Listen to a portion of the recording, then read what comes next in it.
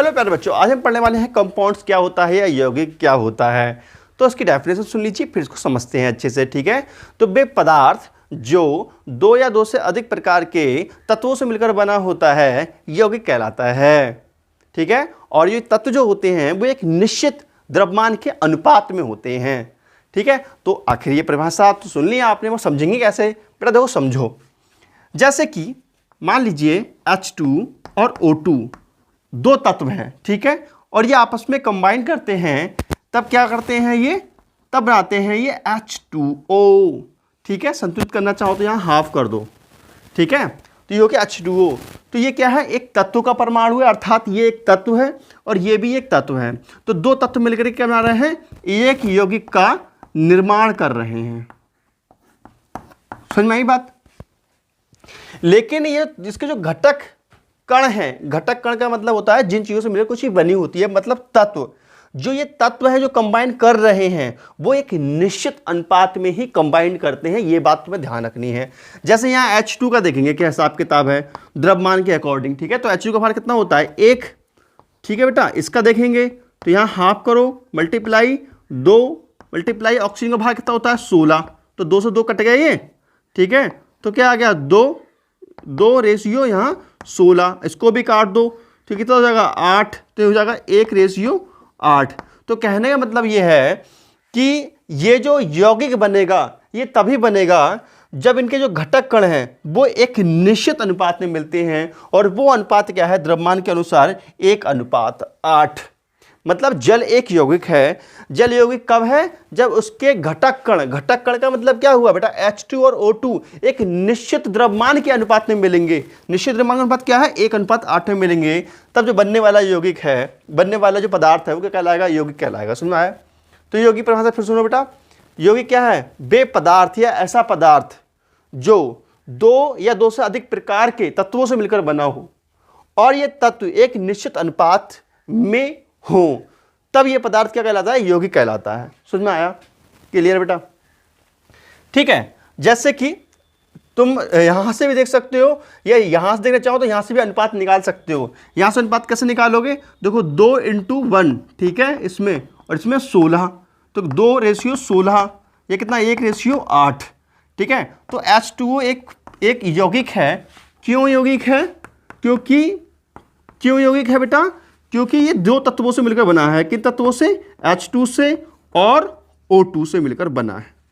दो तत्वों से मिलकर बना है, इसलिए ये यौगिक है। और ये दोनों तत्व एक निश्चित अनुपात में कंबाइंड किए हुए हैं। इसका अनुपात क्या है? 1, और इसका अनुपात क्या है? 8।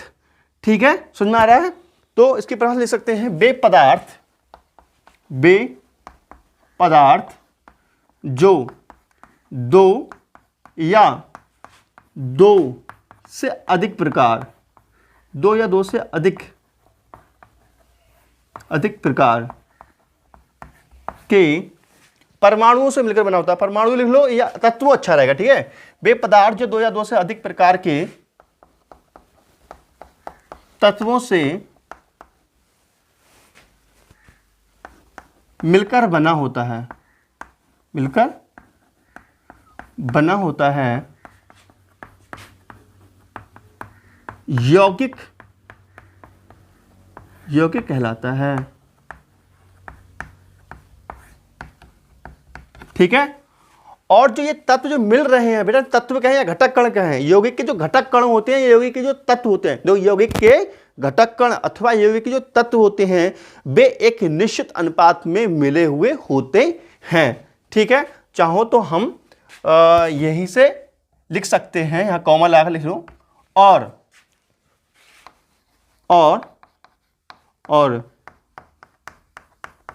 यौगिक के घटक कण लिख लो या लिख सकते हो, और ये तत्व एक निश्चित अनुपात में, ऐसे चाहे घटक कण लिख लो चाहे तत्व लिख लो बेटा। ठीक है, और ये तत्व द्रव्यमान के एक निश्चित अनुपात में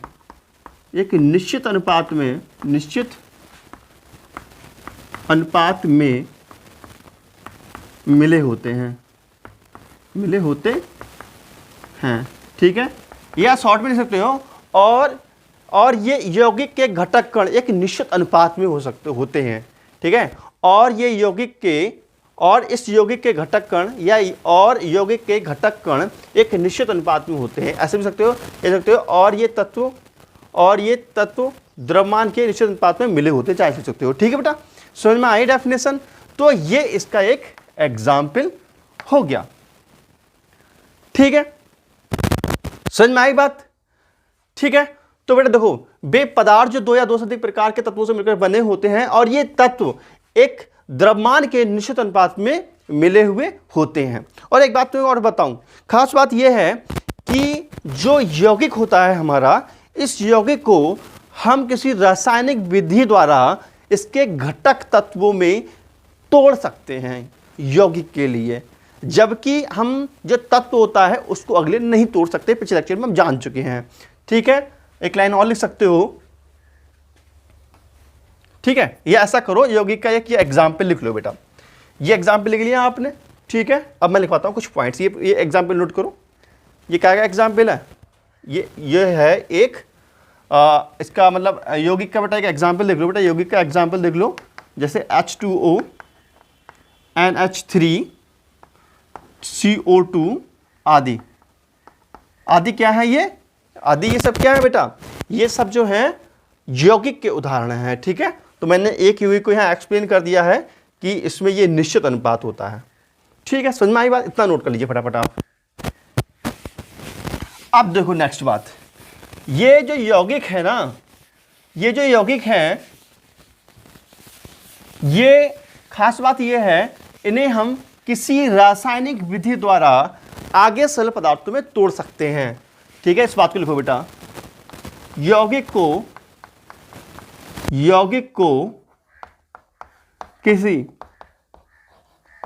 उचित विधि द्वारा या रासायनिक विधि द्वारा, ठीक है, किसी रासायनिक विधि द्वारा, किसी रासायनिक विधि से सरल पदार्थों या घटकों, ठीक है, सरल पदार्थों में तोड़ा जा सकता है, लेकिन यौगिक को तुम सोचो, यौगिक को हम किसी भौतिक विधि द्वारा तोड़ ले तो नहीं तोड़ पाओगे। समझाएंगे इस चीज को, चिंता मत करो। ठीक है, लेकिन इन्हें भौतिक विधि द्वारा आगे सरल पदार्थों में नहीं तोड़ सकते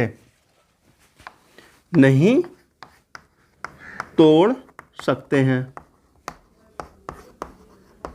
यह तोड़ना असंभव है। ठीक है, एग्जाम्पल से देखो इस चीज के लिए। देखो H2O है, ठीक है, जैसे H2O क्या है? एक यौगिक है।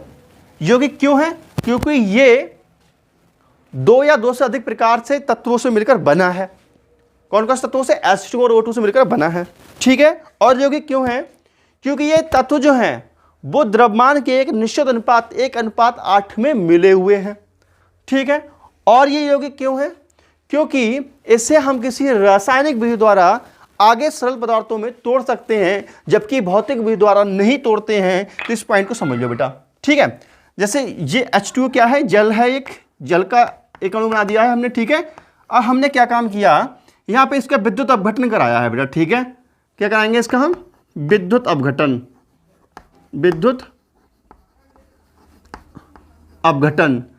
ठीक है, तो जो विद्युत अपघटन होता है बेटा, विद्युत अपघटन क्या करता है? जो H2O के जो बॉन्ड होते हैं, बॉन्ड को ब्रेक कर देता है, बॉन्ड को तोड़ देता है। तो H2O के बॉन्ड टूट जाते हैं, तो H2O टूटता है, H2 और O2 में ब्रेक हो जाता है इस प्रकार से। ठीक है, तुम चाहो तो यहाँ 2 लिख लो, तो यहाँ संतुलित कर सकते हो। अब इसके लिए समझ में आया? तो हमारा जो H2O है वो या ऐसे कर दो, ऐसे लिख दो तो भी ठीक है। तो हमारा जो H2O है, जैसे कि जो हमारा वाटर मॉलिक्यूल्स है, वो H2 और O2 2 घटक तत्वों में टूट चुका है। लेकिन कैसे? विद्युत अपघटन या रासायनिक विधि से टूटा है। कैसे टूटा है? ये एक क्या छूटा बेटा, ये एक रासायनिक विधि से इसको हमने ब्रेक किया है। ठीक है, अगर चाहो कि आप भौतिक विधि से तोड़ लो तो आपकी बस की बात नहीं है कि इसको तोड़ सको इसे घटक कणों में। ठीक है, घटक कण या घटक तत्व है ये। ठीक है, ये क्या है, ये घटक तत्व है किसके, जल के। और जल क्या है, ये एक यौगिक है। ठीक है, अब तुम चाहो कि जो H2O है इसको हम किसी भौतिक विधि द्वारा तोड़ लें। देखो, रासायनिक विधि वे विधियां होती हैं जिनमें किसी यौगिक के जो तत्वों के बीच में बंद होते हैं वो ब्रेक होते हैं, बॉन्ड टूटते हैं। वो केमिकल मेथड होता है जिसमें बॉन्ड ब्रेक ही नहीं होते, बंद टूटते ही नहीं हैं, वे भौतिक विधियां होती हैं। ठीक है, अब देखो जैसे H2O है बेटा, H2O को आप सोचो उबाल लें और इसको तोड़ दें। ठीक है, तो बेटा H2O क्या है, एक जल है। H2O हमने क्या है, जल का फॉर्मूला बनाया है ये।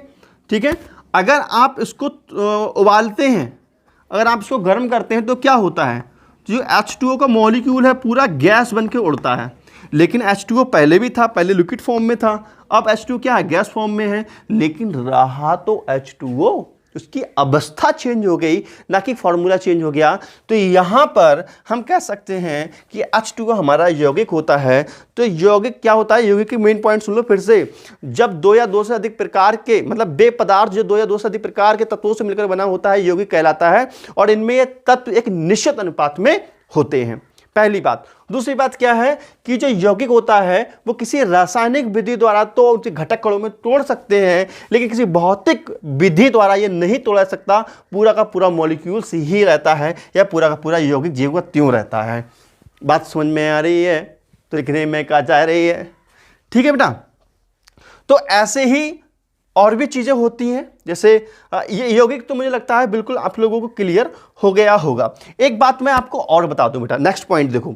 नेक्स्ट पॉइंट ये है बेटा, देखो बेटा, अगर खाली आपको यौगिक की परिभाषा समझनी हो ना तो बुक्स में लिखी होगी और मैंने बता भी दी है, लेकिन यौगिक के बारे में थोड़ा जान तो लो यार, तभी तो क्वेश्चन लगा पाओगे यौगिक के और उसके तत्व वगैरह के, मिश्रण वगैरह के। ठीक है, तो देखो अब क्या है कि हाँ जी, अगर हम किसी तत्व की बात करते हैं तो तत्व को किसी भौतिक अथवा रासायनिक विधि द्वारा अगले नहीं तोड़ा जा सकता, जबकि इसको तोड़ा जा सकता है। जैसे H2O क्या है, एक तत्व है, और H2O का तुम चाहो कि कोई सा रासायनिक प्रक्रम लगा दो, तुम सोचो H और H में तोड़ दें, असंभव, नहीं टूट सकता ये, न भौतिक विधि से न रासायनिक विधि से। तो ये क्या है, तत्व है और ये एक यौगिक है। ठीक है, अभी मैं आपको बहुत डीप नॉलेज देने वाला हूं, देखना किसी भी समय दे सकता हूं मैं बीच में। ठीक है, ध्यान समझना आप।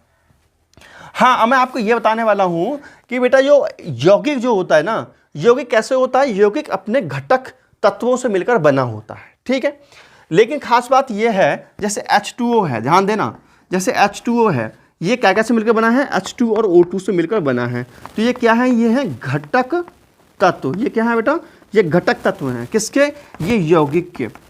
ठीक है, तो ये H2O है वो अपने घटक तत्वों से मिलकर बना होता है। तो जो इसके घटक तत्व होते हैं ना, ये अपने गुण खो देते हैं, ये अपने गुण खो देते हैं, अर्थात इसका जो गुण होता है वो रहता नहीं है, और इसका भी अपना गुण नहीं रहता है। कब, यौगिक बनने के बाद। इसका जल का बिल्कुल एक अलग टाइप का गुण होता है, और H2 और O2 का अपना अपना अलग अलग टाइप का गुण होता है। मेरे कहने का मतलब यह है कि हमारा जो यौगिक बन के तैयार होता है बेटा, हमारा जो यौगिक बनता है, इसके गुण अपने घटक गुणों से बिल्कुल 100% अलग अलग होते हैं। समझ में आ रही है? इसका गुण क्या होता है बेटा, अपने घटक कणों से बिल्कुल अलग होता है। घटक तत्वों से यौगिक के गुण बिल्कुल अलग होते हैं। यह हम ये कह सकते हैं, जो घटक तत्व होते हैं, जो घटक तत्व होते हैं, ये जब यौगिक बना देते हैं तब ये अपने गुण नष्ट कर देते हैं, या खो देते हैं, या परिवर्तित कर देते हैं यौगिक में। ठीक है, चलो इस पॉइंट को भी हम आपको समझाते हैं विस्तार से, और अभी लिखवाएंगे भी। ठीक है, समझ में आता हो तो खोल दीजिए फटाफट वीडियो को लाइक और कमेंट करके बताइए कि वीडियो आपको कैसा लग रहा है। ठीक है बेटा, नेक्स्ट पॉइंट देखो यौगिक के बारे में, देखो ध्यान समझेंगे जरा। जैसे कि जो H2O है बेटा, H2O क्या है, एक जल है। H2O क्या है, जल है ये। ठीक है, लेकिन ये बना किन से है बताओ, ये दो चीजों से मिलकर बना है। किससे, H2 और O2 से मिलकर बना है ये जल का मॉलिक्यूल। ये क्या है? ये है घटक तत्व। ये क्या है? घटक तत्व। ये क्या है बेटा? ये घटक तत्व है। और ये क्या है? ये यौगिक है। ये क्या है? यौगिक है। और ये है घटक तत्व। ये घटक तत्व लिखिए और ये यौगिक है। इन घटक तत्वों से मिलकर के एक ये यौगिक का फॉर्मेशन हुआ है। हम आपको ये समझा रहे हैं जो यौगिक है इसके रासायनिक गुणधर्म अपने घटक तत्वों से बिल्कुल ही अलग होते हैं। कैसे? जैसे कि ये H2O है बेटा, ये क्या होता है? एक द्रव होता है, एक लिक्विड होता है। समझ में आ रही है बात? H2O क्या होता है? एक द्रव होता है। जबकि हाइड्रोजन क्या है? ये एक गैस है और ये भी एक गैस है। ठीक है। और ये कौन सी गैस है? ये एक ज्वलनशील गैस है, ऐसी है जो बहुत तेज जलती है। ठीक है। ये एक ज्वलनशील गैस है, ज्वलनशील गैस। ये एक ज्वलनशील गैस है। ठीक है। और H2O क्या है? ये एक ऐसी गैस है जो किसी जलते हुए पदार्थ को सहायता प्रदान करती है, जलाने में जलती नहीं है। मतलब H2O क्या है? H2O मतलब जो ऑक्सीजन है बेटा, देखो जो हाइड्रोजन है ये एक ज्वलनशील गैस है, बहुत तेज आग पकड़ लेती है। ठीक है। लेकिन जो O2 गैस है, O2 एक ऐसी गैस है जो स्वयं नहीं जलती है लेकिन जलाने में सहायता करती है। ये किसने बताई थी? ये बताई थी हमें लेवासिये ने बताई थी। लेवासिये ने कहा था कि जो खोज किसने की थी? ऑक्सीजन की खोज की थी जोसेफ प्रेस्टले ने। ऑक्सीजन की खोज किसने की थी? जोसेफ प्रेस्टले ने। उस खोज के बाद जो लेवासिये थे उन्होंने बताया था कि जो ऑक्सीजन होता है ये जलता नहीं है लेकिन ये जलाने में सहायता करता है। ठीक है। ये गैस जलाने में सहायता करती है। ठीक है। तो O2 क्या होता है? ये गैस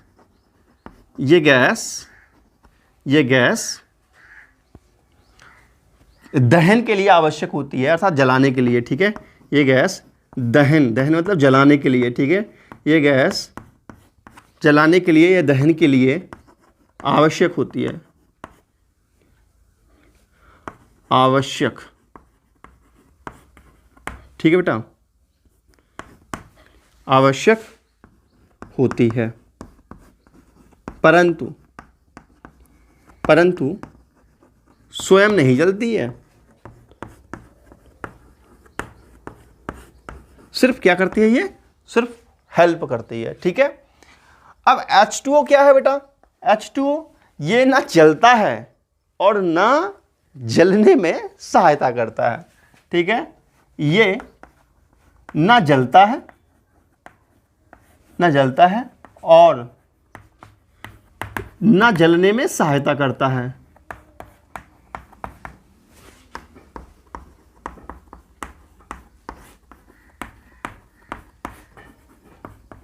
समझ में आया बेटा?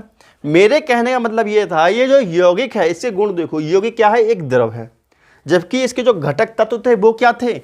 ये गैस थे, ज्वलनशील गैस, और ये जलाने में सहायता करने वाली गैस। इस तत्व का अलग गुण है और इस तत्व का अलग गुण है। लेकिन ये दोनों कंबाइंड हो गए तब इनने अपना भी गुण खो दिया, इन्होंने अपना गुण भी खो दिया और एक नए प्रकार का यौगिक बना दिया जिसके गुण इन दोनों से भिन्न होते हैं। मतलब एक नया ही गुण है। ठीक है। तो मेरे कहने का मतलब ये होता है जो तत्व होते हैं उनके गुण, जो यौगिक होता है उसका गुण अपने घटक तत्वों के गुणों से बिल्कुल भिन्न होते हैं। ठीक है। या हम ऐसे कह सकते हैं जो ये घटक तत्व होते हैं ये जब यौगिक बनाते हैं तब अपने गुण ये खो देते हैं या परिवर्तित कर लेते हैं। ठीक है। तो ये बात समझ में हो गई मुझे लग रहा है, उम्मीद है समझ में आ गया होगा बेटा। ठीक है। तो हम लिख सकते हैं बेटा यौगिक के गुण अपने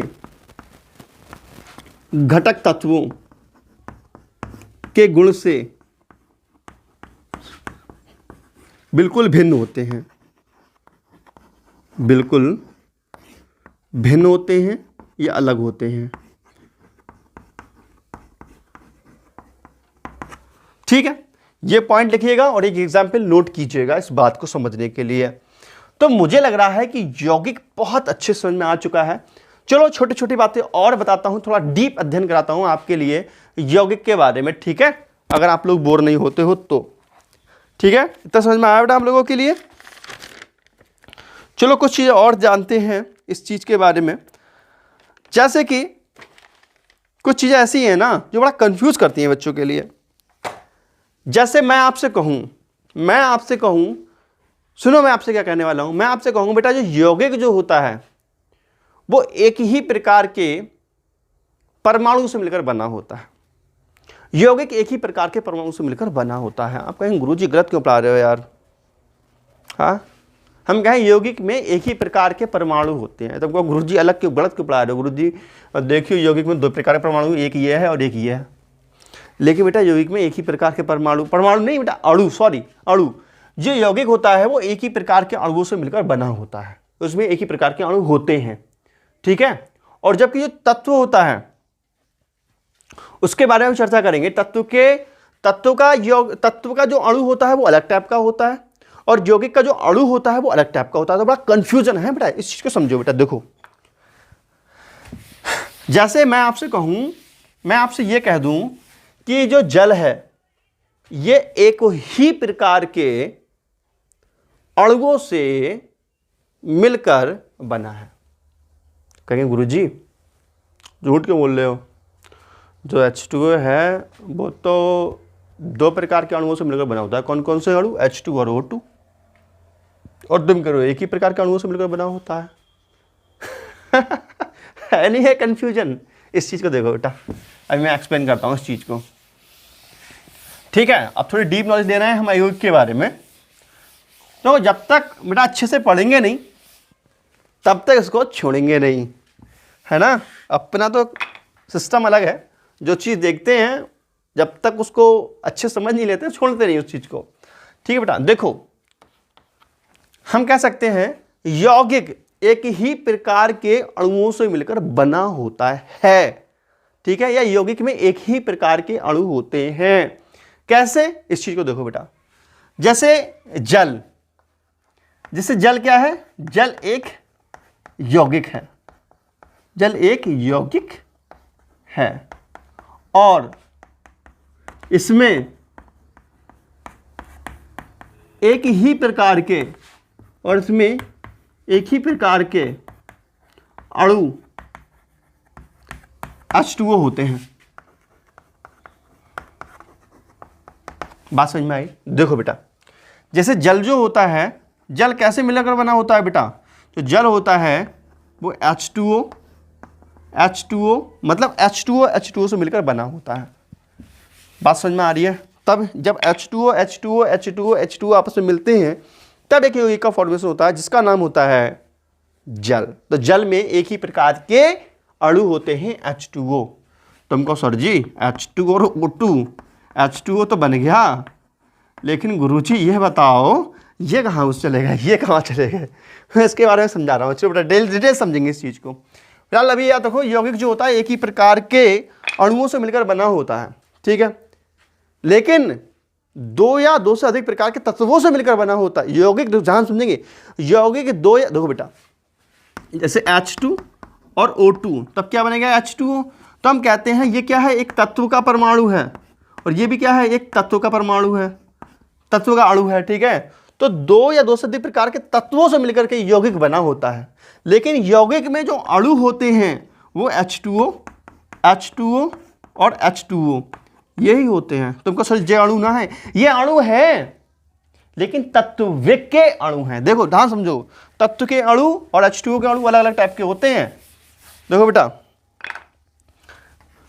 यौगिक, ठीक है, यौगिक के अणु या यौगिक के अणु या यौगिक।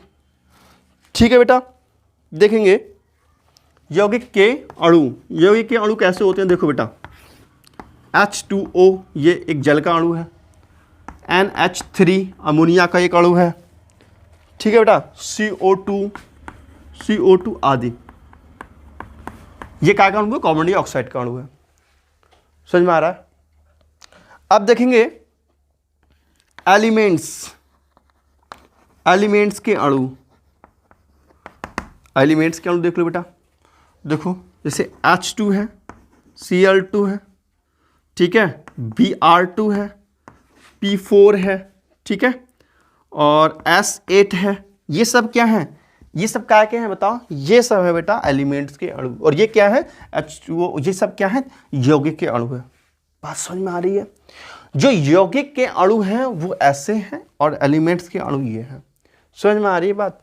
लेकिन ये यौगिक तत्वों से मिलकर बने हैं, ठीक है। कैसे, देखो H2 और O2, ये एक तत्व है और ये एक तत्व है। तत्व का अणु है ना कि यौगिक का अणु। H2 क्या है, एक तत्व का अणु है ना कि यौगिक का अणु। यौगिक के रिस्पेक्ट में ये एक तत्व ही है, ठीक है। यौगिक के रिस्पेक्ट में ये क्या है, एक तत्व है। समझ में आ रही है बात? तो ये दो प्रकार के तत्वों से मिलकर एक यौगिक बना है। समझ में आ रही बात? अब जो यौगिक का जो अणु है, यौगिक के अणु के लिए हम तत्वों में, देखो हमने तोड़ दिया है। यौगिक के अणु को हम तत्वों में तोड़ सकते हैं, तत्वों के अणुओं में तोड़ सकते हैं। लेकिन तुम चाहो इसको और इसको H और H में कन्वर्ट कर दो, तो ये ऐसा करना असंभव है।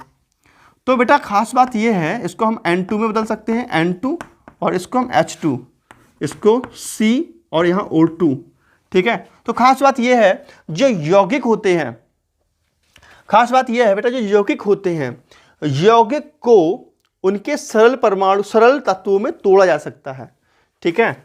यहां हम लिख सकते हैं यौगिक के अणुओं को, या यौगिक के अणुओं को सरल तत्वों में तोड़ सकते हैं, ठीक है। यौगिक के अणुओं को तोड़ सकते हैं, एलिमेंट्स के अणुओं को नहीं तोड़ सकते। यौगिक को, ठीक है, यौगिक को सरल पदार्थों में तोड़ सकते हैं, या मैं ऐसे कहते हैं यौगिक के मॉलिक्यूल को सरल तत्वों में तोड़ सकते हैं, ठीक है। या हम कह सकते हैं यौगिक के अणुओं को हम सरल तत्वों में तोड़ सकते हैं, ठीक है। जबकि जो एलिमेंट्स के तत्व होते हैं बेटा, इन्हें हम सरल तत्वों में नहीं तोड़ सकते।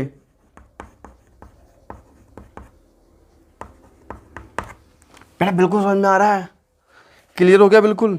ठीक है, अब तो कोई कंफ्यूजन नहीं किसी प्रकार का, ठीक है बेटा। मैंने आपके लिए बहुत अच्छे से एक्सप्लेन कर दिया है। देखो बेटा, जो अणु होते हैं वो अलग अलग प्रकार के होते हैं। यौगिक के अणु अलग टाइप का होता है। यौगिक का जो अणु होता है वो दो या दो से अधिक प्रकार के तत्वों से मिलकर बना होता है, ठीक है। और जो एलिमेंट्स का अणु होता है वो एक ही प्रकार के परमाणु से मिलकर बना होता है। तो अणु भी अलग अलग टाइप के होते हैं, ये बात को ध्यान रखेंगे, ठीक है। यह समझ में आई? अब मैं आपको बताऊं कि जो अणु होते हैं ना, इन्हें 2 भाग में डिवाइड किया गया है। 2 तरीके से इनको वर्गीकृत किया गया है, एक ऑर्गेनिक, इनऑर्गेनिक, ठीक है। जो यौगिक होते हैं बेटा, जो यौगिक होते हैं, ठीक है, इन्हें 2 भागों में डिवाइड किया गया है। ऑर्गेनिक कंपाउंड, ऑर्गेनिक कंपाउंड्स में और इनऑर्गेनिक कंपाउंड्स में, ठीक है बेटा। ऑर्गेनिक का मतलब होता है बेटा कार्बनिक रसायन में, कार्बनिक यौगिक,